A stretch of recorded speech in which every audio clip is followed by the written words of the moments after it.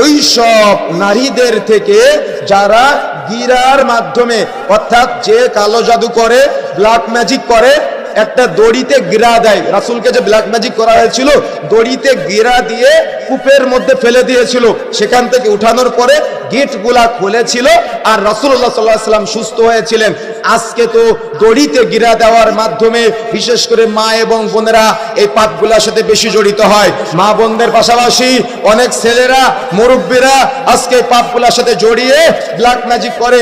পুতুলের গায়ে, মাছের গায়ে তারা পিন ফুটিয়ে দেয়, আলপিন ঢুকিয়ে দেয়, বা পুতুলের গায়ে দড়ি দিয়ে টাইট করে বেঁধে রেখে দেয়। আপনি জানেন এই ব্ল্যাক ম্যাজিকের মাধ্যমে মানুষের মৃত্যু পর্যন্ত হয়ে যায়। সুতরাং মহিলারা যারা আমার কথাগুলো আজকে শ্রবণ করতেছেন, জীবনে জিন্দেগিতে জান থাকা অবস্থায় কখনো আপনারা এগুলার সাথে জড়িত হবেন না। এখানে কিন্তু মুআন্নাস অর্থাৎ স্ত্রীলিঙ্গ ব্যবহার করা হয়েছে, তবে যে পুরুষেরা করে না এমনটা না, মহিলারা বেশি করে। সুতরাং সতর্ক হতে হবে, সাবধান হতে হবে।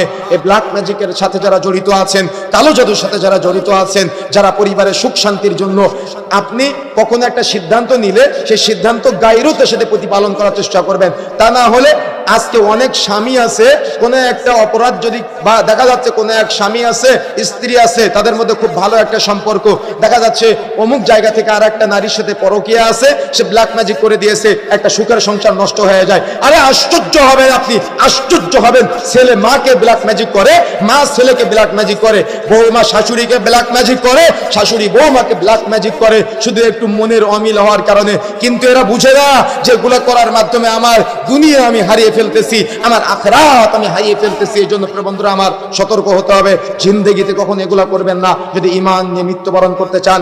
সুতরাং শেষের আয়াত, ওমিন শাররি হাসিদিন ইযা হাসাদ, এটা অত্যন্ত গুরুত্বপূর্ণ একটি আয়াত। হিংসুকের হিংসার অনিষ্ট হতে আল্লাহ তোমার কাছে আশ্রয় চাই। যখন হিংসুক হিংসা করে, অর্থাৎ আল্লাহ রাব্বুল আলামিনের কাছে আমরা আশ্রয় চাচ্ছি হিংসুক থেকে।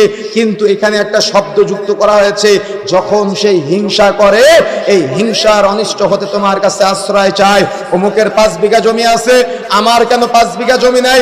অমুকের 2টা গাড়ি আছে, আমার কেন 2টা গাড়ি নাই? অমুক মদিনা ইউনিভার্সিটি থেকে পড়াশোনা করে এসেছে, আমি কেন মাদানী হতে পারলাম না?